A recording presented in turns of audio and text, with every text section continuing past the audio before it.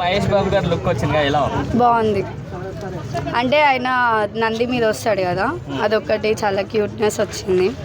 ఇంకొకటి రాజమౌళిది కదా, ఫిలిం బాగుంటుంది అని అయితే అనుకుంటున్నాం మేము. ఆయన నంది మీద వస్తుంటే ఎలా అనిపించింది మీకు? అంటే రూపంలో శివుడు టైప్ కొంచెం అనిపించింది. ఓకే, బాగుంది. మహేష్ బాబు రాముడి లుక్ లో కూడా కనిపించబోతున్నాడని చెప్పారు రాజమౌళి. అవును, అంటే నాకైతే ఇది మంచిగా హిట్ అవుతుంది మూవీ అని అయితే అనిపిస్తుంది. ఓకే, బాగుంటుంది, చూడొచ్చు, ఫ్యామిలీతో మంచిగా చూడొచ్చు. మహేష్ బాబుకి అసలు ఏది సెట్ అవుతుంది? రాముడు సెట్ అవుతుందా, శివుడు సెట్ అవుతుందా, ఎలా అనిపిస్తుంది అసలు? ఆయనకి ఏదైనా బాగుంటుంది, క్యూట్ గానే ఉంటాడు ఆల్వేస్. ఆయనకి ఏదైనా సెట్ అవుతుంది.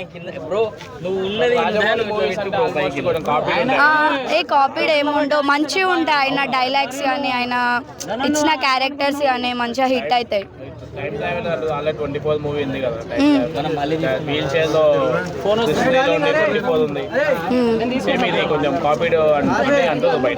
ఏమో కాపీడ్ అని అదేమి ఉండదు, మంచిగా తీస్తాడు ఆయన. ఇప్పుడు రాజమౌళి బాగానే ఉంటాయి మూవీస్. మరో ఆస్కార్ అవార్డు వస్తుంది అనుకోవచ్చు మరి రాజమౌళి సినిమా? వస్తుంది.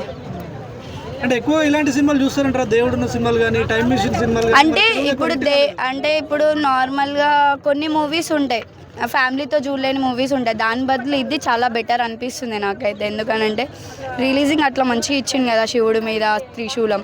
కొంచెం ఫ్యామిలీ టైప్ మూవీ అయితే బాగుంది కదా అనిపిస్తుంది నాకు. ఓకే, హిట్ అవుతుందని అయితే చిన్న హోప్ ఉంది.